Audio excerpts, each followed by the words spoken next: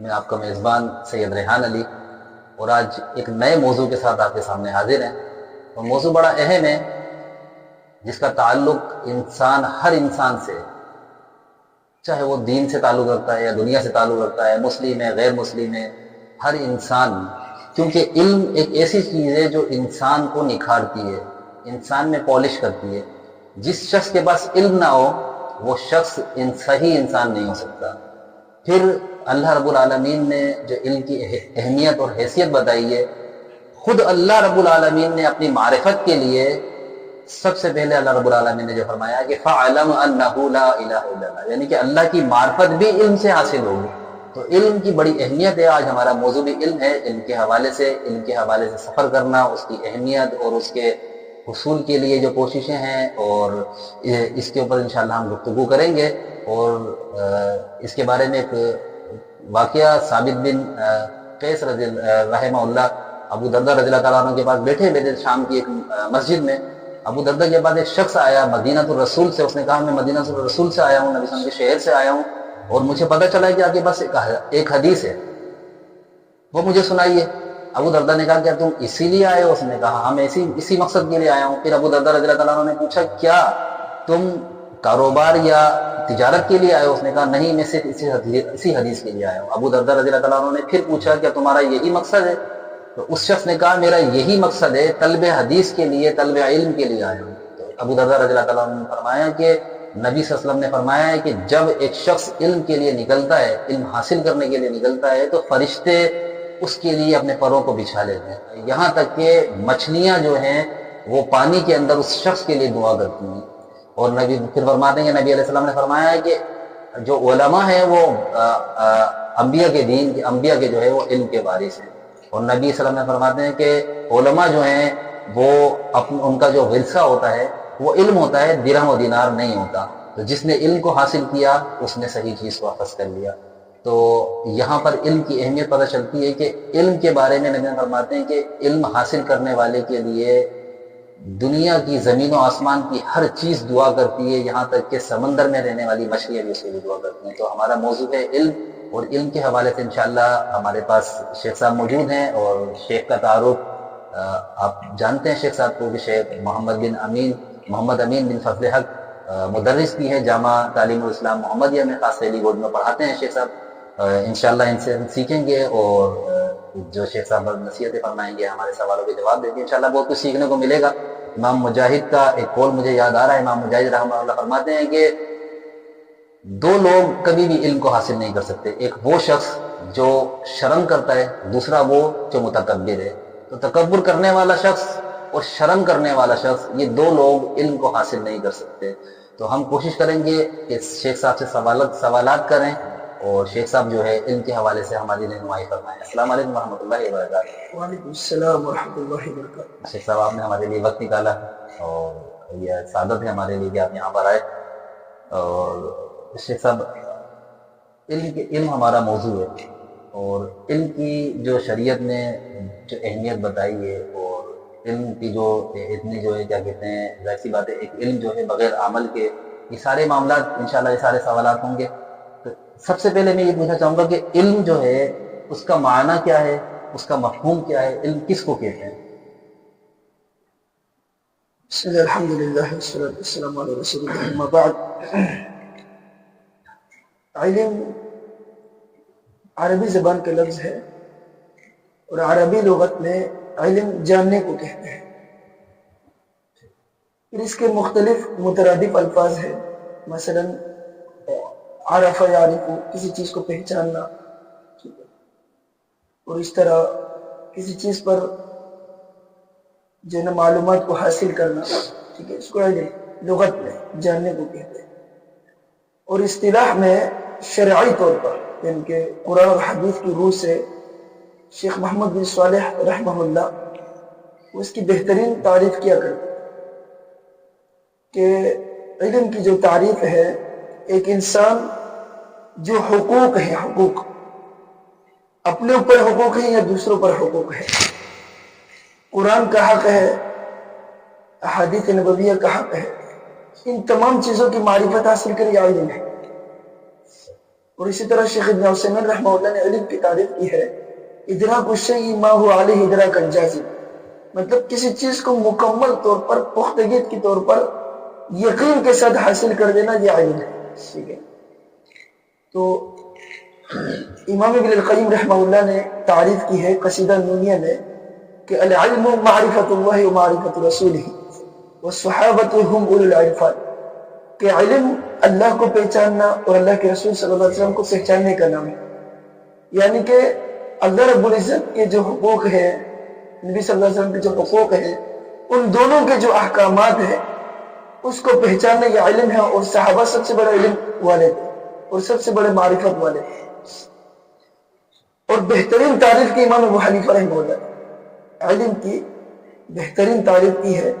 امام ابو حنیفہ رحمہ اللہ فرماتے ہیں علم یہ ہے معرفت النفس ما لها وما عليها، معرفت النفس ما لها وما عليها. یہ مختصر تعریف ہے جامع کی، یعنی کہ ہر بندہ یہ معلوم کرے کہ دوسروں کے اوپر اس کے کیا حقوق ہیں اور اس کے اوپر دوسروں کے کیا حقوق ہیں. مثال اللہ رب العزت کی طرف سے اس کے اوپر کیا حقوق ہے، توحید، عبادت، نماز وغیرہ سب کے سب. نبی صلی اللہ علیہ وسلم کی طرف سے کیا حقوق ہے، والدین کی طرف سے کیا حقوق ہے، بیوی بچوں کی طرف سے کیا حقوق ہے، پڑوسیوں کے کیا حقوق ہے، پھر اس کے دوسروں کے اوپر کیا حقوق ہے، یہ مکمل طور پر معلوم کرنے کی علم ہے. جامع تعریف. جامع تعریف بہتر. صحیح. شیخ یہ علم کا معنی مفہوم شیخ نے بیان کیا اور یہ ہمیں پتہ چلا، لیکن شیخ صاحب علم کا معنی مفہوم ہمیں پتہ چل گیا، لیکن علم کی اقسام یعنی کہ علم کی کتنی اقسام ہیں؟ علم دنیاوی بھی ہے، دینی بھی ہے، پھر دینی علم میں بھی اس کی کچھ اقسام ہوں گی، تو اس کی اقسام کے بارے میں کچھ بتائیں، کتنی ہیں، کیا کس طرح ہیں؟ دیکھیں علم کے اعتبار سے جب ہم علم کی قسموں کی بات کرتے ہیں نا تو پہلے تو ہم صحیح بخاری کی ایک حدیث کو سمجھیں. صحیح بخاری میں اللہ کے رسول صلی اللہ علیہ وسلم کو جبریل علیہ السلام نے 3 دفعہ کیا کہا اقرا. جبریل علیہ السلام 3 دفعہ اللہ کے نبی علیہ السلام سے کہتے ہیں کہ اقرا، کہ اے نبی صلی اللہ علیہ وسلم آپ پڑھیے. لیکن نبی صلی اللہ علیہ وسلم نہیں پڑھتے. ما انا بقارئ، مجھے پڑھنا نہیں آتا ہے. تو 3 مرتبہ نبی صلی اللہ علیہ وسلم نے یہ جواب دیا کہ مجھے پڑھنا نہیں آتا ہے. لیکن بعض علماء اس کے معنی کرتے ہیں کہ ما انا بقارئ ما انا بباسط، یہ ایک جیسا ہے. جس طرح حابیل نے قابل کو کہا تھا کہ میں ہاتھ نہیں پھیلا رہا آپ کو مارنے کے لیے یا اپنے آپ کو آپ سے چھڑانے کے لیے، اسی طرح نبی صلی اللہ علیہ وسلم نے فرمایا کہ میں نہیں پڑھ رہا ہوں، کیونکہ اقرا صرف اقرا ہے. جب اقرا کے آگے بسم ربک الذی خلق نہیں ہوگا نا وہ بے فائدہ ہے، بے مقصد ہے. یہی سے ہمیں اقرا کی جو اقسام ہے وہ پتہ چل جاتا ہے کہ جب جبریل علیہ السلام نے کہا اقرا بسم ربک الذی خلق تو نبی صلی اللہ علیہ وسلم نے پڑھنا شروع کر دیا. عام طور پر مختلف علوم ہیں، مختلف علوم، لیکن ان تمام علوم کا خلاصہ ہم 2 چیزوں پہ کریں، 2 قسموں پر. پہلے وہ علم ہے جو بندے کو اللہ سے جوڑتا ہے، ربک الذی خلق، جو علم رب سے جوڑ رہا ہے. دوسرا وہ علم ہے جو رب سے توڑ رہا ہے. یہ 2 قسمیں. اب اس میں اب علم شرعی کو بھی لے لیں، علم غیر شرعی ہے، علم دنیاوی ہے، علم دینی ہے، مختلف، ٹھیک ہے، مختلف اعتبار سے. لیکن ان سب کا خلاصہ کیا ہے کہ علم کی 2 قسمیں.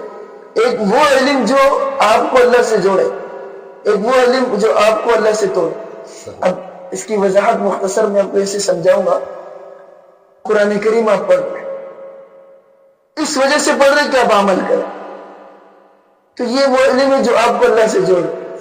لیکن والعیاذ باللہ دنیا میں ایسے لوگ بھی ملحدین موجود ہیں جو قرآن پڑھتے قرآن کا مقابلہ کرنے کے، جو قرآن پڑھتے ہیں تاکہ حدیث اور قرآن کو ٹکرائے اور ان میں ٹکراؤ پیدا کر کے دین کو نعوذ باللہ ناقص قرار دینے کی اور نبی علیہ السلام کے اوپر باتوں پر جو ہے اعتراضات اور مختلف قسم کی چیزیں.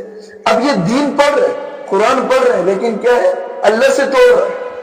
یہ چیزیں الٹا اس کو اللہ سے توڑ اسی پر اعتراض، لہٰذا یہ چیزیں اس میں آ جاتی ہیں. تو علم جو مقصود علم ہے وہ علم ہے جو آپ کو اللہ سے جوڑے اور اسی کو علم شرعی کہتے ہیں، اور جو آپ کو اللہ سے توڑے اسی کو علم غیر شرعی کہتے ہیں. منطق ہے، علم منطق، علم کلام، یہ سیکھنا تقریباً تمام علماء نے اس کو حرام بھی کیا. لیکن جہاں آپ کا سامنا مد مقابل علم منطق والوں سے، پھر وہاں منطق کا سیکھنا ضروری ہو جاتا ہے، بلکہ واجب ہو جاتا ہے. واجب کیوں؟ اس وقت آپ معاشرے کو ان کی خرابی سے بچائیں گے. جیسے نبی صلی اللہ علیہ وسلم نے صحابی کو کیا کہا تھا کہ آپ سریانی زبان سیکھیں. زید بن ثابت رضی اللہ عنہ نے 16 دنوں میں اور بعض روایتوں میں 17 دنوں بعض روایتوں میں 15 دنوں میں ٹھیک ہے مسند احمد وغیرہ کی روایتیں انہوں نے سریانی زبان سیکھی, عبرانی زبان. تو یہ مقصد یہ ہے کہ اس وجہ سے کہ سامنے والے کا مقابلہ مقصود ہے, تو اس وجہ سے دنیاوی تعلیم بھی جتنی بھی ہے وہ آپ اسی میں سمجھ سکتے ہیں کہ نبی علیہ السلام نے زید بن ثابت کو حکم دیا کہ آپ عبرانی زبان سیکھیں. آج اگر کھڑے ہو کے کوئی انگریزی سیکھتا ہے, کوئی علم طب ڈاکٹری کا علم سیکھتا ہے, کوئی حکمت سیکھتا ہے, کوئی سائنسدانی, کوئی انجینئرنگ, کچھ بھی سیکھتا ہے, ہم اسے کہتے ہیں کہ اگر اس کا مقصد دینی ہے, مقصد نیت دین اسلام کی خدمت ہے, اس کا مقصد اللہ کو راضی کرنا ہے, اس کا مقصد ڈاکٹر بن کر لوگوں کی خدمت کرنا ہے, یہ علم شرعی کی طرف چلا جائے گا. ٹھیک ہے, اگرچہ پھر اس میں تفصیل ہے اور اس میں مقصود اللہ کی اقسام. ٹھیک ٹھیک ٹھیک ایسا ہی. اچھا شیخ صاحب, علم کی اقسام ہمیں پتہ چلی. ٹھیک ہے, علم دنیاوی بھی ہوتا ہے اور ایک علم دینی بھی ہوتا ہے. تو دینی علم اور دنیاوی علم ان دونوں میں فرق کیا جائے گا یا فرق ہے, یا یہ دونوں علم ایک ہی ہیں؟ دیکھیں, علم دینی اس کا مقصد یہ ہوتا ہے وہ علم کہ جس کی بنیاد اہل دنیا نے رکھی ہے. علم دنیاوی وہ علم ہے کہ جس کی بنیاد اہل دنیا نے رکھی ہے. ٹھیک ہے, جب اہل دنیا کسی علم کی بنیاد رکھتے ہیں تو اس کا مطمع نظر ہم دیکھیں گے. اب اس کا جو مطمع نظر ہے وہ دنیاوی فائدہ ہے. ٹھیک ہے, جب دنیاوی فائدہ ہے تو ابتداءً وہ علم دنیاوی ہے. مثلا دنیا والوں نے سائنس, ٹیکنالوجی, انجینئرنگ, ٹھیک ہے, اور مختلف قسم کی کاریگری, صنعت کاری, یہ تمام چیزیں ایجاد کی. یا گاؤں دیہات میں یا عام معاشرے میں تجربے کی چیزیں ہیں. ٹھیک ہے, بڑے بزرگوں کی جو تجربے ہیں ہر اعتبار سے, تو یہ سب کے سب دنیاوی علم ہے. وہ ایک الگ مقصد ہے, وہ الگ مسئلہ ہے, یہ سب کے سب دنیاوی علم ہے. ٹھیک ہے, اللہ کے نبی صلی اللہ علیہ وسلم کی صحیح مسلم میں روایت ہے کہ نبی صلی اللہ علیہ وسلم نے صحابہ کرام کو کہا کہ آپ یہ تعبیر النخل کیوں کرتے ہیں. تعبیر النخل کا یہ معنی ہے کہ کھجوروں کو نر اور مؤنث ان دونوں کو آپس میں ملانا, مذکر اور مؤنث کو آپس میں ملانا, نر اور مادی کو, پھر ان کو ملا کر کے اس سے یہ ہوتا ہے کہ پھل وغیرہ زیادہ ہوتے ہیں, کھجور وغیرہ پھل اچھا پھل نکلتا. تو نبی صلی اللہ علیہ وسلم کو جب یہ چیز معلوم ہوئی تو آپ صلی اللہ علیہ وسلم نے کہ آپ یہ کام کیوں کرتے ہیں, آپ اس طرح نہ کریں. اب یہ جو بات تھی نبی علیہ السلام کی مشورتاً تھا, یہ بات نبی علیہ السلام کا جو بطور مشورے کا تھا, تو اس وقت صحابہ کرام نے مشورے پر عمل کرتے ہوئے تعبیر النخل نہیں کیا. اگلے سال جو پھل کم ہوا, یعنی کہ جو کھجوریں تھی وہ کم ہوگی, تو پھر صحابہ کرام نبی علیہ السلام کے پاس آئے اور فرمایا کہ اس طرح معاملہ ہے. تو نبی علیہ السلام نے وہاں کہا تھا کہ انتم عالم بامور دنیا, تم اپنی دنیاوی امور اور معاملات کو زیادہ جاننے والے ہو. اور قرآن کریم میں اللہ رب نے فرمایا یعلمون ظاہرا من الحیات الدنیا, یہ جو کفار اور مشرکین لوگ ہیں یہ دنیاوی زندگی کو زیادہ جانتے ہیں. ظاہرا من الحیات الدنیا, قوم عاد قوم سمود کا اللہ نے ذکر کیا, فرمایا کہ تم جو لوگ ہیں امت محمد اور یہ جو قریش لوگ ہیں, عرب لوگ ہیں, یہ تو قوم سمود کے 10ویں حصے کو بھی نہیں پہنچے جو صنعت کاری وہ کیا کرتے تھے. اور جو نا ہر پہاڑ تراشنا, تبنون بکل ریع آیۃ تعبثون, اور پہاڑوں پہ جو نا پول بنا لینا, اس قسم کی جو نا صنعت کاری, تو یہ دنیاوی ہے. اور جو دینی علم ہے, دینی علم میں اور دنیاوی علم میں, دنیاوی علم کے دنیا والوں نے بنائے اور مقصد بھی دنیا ہے, اور دینی علم وہ ہے جو آسمان سے اترا ہے, آسمان سے وحی کی صورت میں, اور اس کی اجازت اللہ کے نبی علیہ السلام کو دی منی ہدن. ٹھیک ہے, فَإِمَّا يَأْتِيَنَّكُم مِّنِّي هُدًى وَمَا يَنطِقُ عَنِ الْهَوَىٰ إِنْ هُوَ إِلَّا وَحْيٌ يُوحَىٰ. اللہ کے نبی علیہ السلام نے پیاس کے مسئلے پر جب صحابہ کرام نے کہا کہ آپ ہمیں پیاس سے تو روک رہے ہیں, لہسن سے تو روک رہے ہیں, افلا تحرمنا, صحیح مسلم کی روایت ہے, تو آپ ہم پر یہ حرام کیوں نہیں کر دیتے؟ تو نبی علیہ السلام نے فرمایا کہ لَيْسَ لِي تَحْرِيمُ مَا أَحَلَّ اللَّهُ وَلَا تَحْلِيلُ مَا حَرَّمَ اللَّهُ, جس چیز کو اللہ نے حلال قرار دیا میرے لیے وہ حرام کرنا نہیں, جس چیز کو حرام قرار دیا میرے لیے وہ حلال کرنا. قرآن میں اللہ نے سورۃ التحریم میں فرمایا یا ایھا النبی لما تحرم ما احل اللہ لک. ٹھیک ہے, تو یہ آسمان سے نازل ہوا ہے. ٹھیک ہے, اس کی مثال میں آپ کو سمجھاتا ہوں. قرآن کریم میں اللہ نے بنی اسرائیل کا ذکر کیا. بنی اسرائیل نے کیا کیا؟ ان کے لیے آسمان سے کیا اترتا تھا؟ من و سلوا. انہوں نے کس چیز کو پسند کیا؟ زمین سے اگنے والی چیز کو. کس سے؟ زمین سے اگنے والی چیز کو انہوں نے پسند کیا. تو اس وقت اللہ رب العزت نے کیا کہا؟ اتستبدلون الذی هو ادنی بالذی هو خیر. کیا تم یہ چاہتے ہو کہ ایک ادنا چیز، ایک کمتر چیز کے ذریعے ایک اعلیٰ چیز کو بدل دو؟ مطلب ہے کہ ایک کمتر چیز جو زمین سے اگنے والی ہے اور ایک اعلیٰ چیز جو آسمان سے آنے والی ہے، آپ اس کے ذریعے اس کو بدل دیں. علم شرعی جو ہے، دین جو ہے، وہ خیر ہے، وہ من و سلوا کی طرح آسمان سے اتر ہے. ٹھیک ہے. اور جو باقی سارے دنیاوی علوم ہے، یہ سب کے سب کیا ہے؟ ماشاءاللہ کیا آپ نے مثال بھی دی اور بڑی. یہ ادنا ہے، یہ سب کے سب کیا ادنا ہے. اچھا یہاں پہ ایک سوال اور پیدا ہوتا ہے. دنیاوی علم، جیسے کہ آپ نے کہا کہ دنیاوی علم وہ جو انسان خود یہاں پہ بناتا ہے، یا صنعت کاری یا معیشت یا فزکس، لیکن وہی دنیاوی علم جب انسان دنیاوی علم سیکھتا ہے لیکن اس کی نیت، اس کا مقصد یہ ہوتا ہے کہ میں دین کا کام کروں گا، اسلام کی تبلیغ کروں گا لوگوں میں، ظاہر سی بات ہے ہمارے اسلام کا بھی نام روشن ہوگا. تو پھر یہ دنیاوی علم دینی بن جاتا ہے. دیکھیں، ایک مومن جب کلمہ لا الہ الا اللہ محمد رسول اللہ پڑھ لیتا ہے تو اس کی مکمل زندگی اللہ نے عبادت پر بنائی ہے. وہ کھاتا ہے عبادت ہے، سوتا ہے عبادت ہے، اٹھتا ہے عبادت ہے، بیت الخلاء میں جاتا ہے یہ بھی عبادت ہے. ٹھیک ہے. بطور اپنے آپ کو فارغ کرنے کے. اور پھر الحمدللہ جو بھگوان لگا وہاں پڑھتا ہے. نماز ہے عبادت، یعنی کہ سارے معاملات اس کی عبادت ہے. حتیٰ کہ اللہ کے نبی علیہ السلام نے فرمایا کہ اگر کوئی شخص مسلم کی روایت ہے حلال رزق کماتا ہے، کسب حلال کرتے وہ بھی عبادت ہے. اپنی بیوی کے منہ پہ اپنے ہاتھ سے وہ نوالا رکھتا ہے وہ بھی عبادت ہے. حتیٰ کہ نبی صلی اللہ علیہ وسلم نے فرمایا کہ اگر کوئی شخص اپنی بیوی سے اپنی صحبت کرتا ہے، اپنی حاجت کو پورا کرتا ہے، یہ بھی عبادت ہے. معلوم کہ وہ دنیاوی امور، دنیاوی سب کچھ اگر خالصتاً اللہ کی رضا کے لیے کیجیے وہ عبادت بن جاتا ہے. ٹھیک ہے. اس کی صحیح بخاری میں حدیث ہے، کتاب الاحکام امام بخاری نے ذکر کیا ہے. اللہ کے نبی صلی اللہ علیہ وسلم نے گھوڑے کے بارے میں فرمایا، گھوڑے کے بارے میں فرمایا، اور پھر گدھے کے بارے میں بھی آخری حدیث میں ذکر ہے.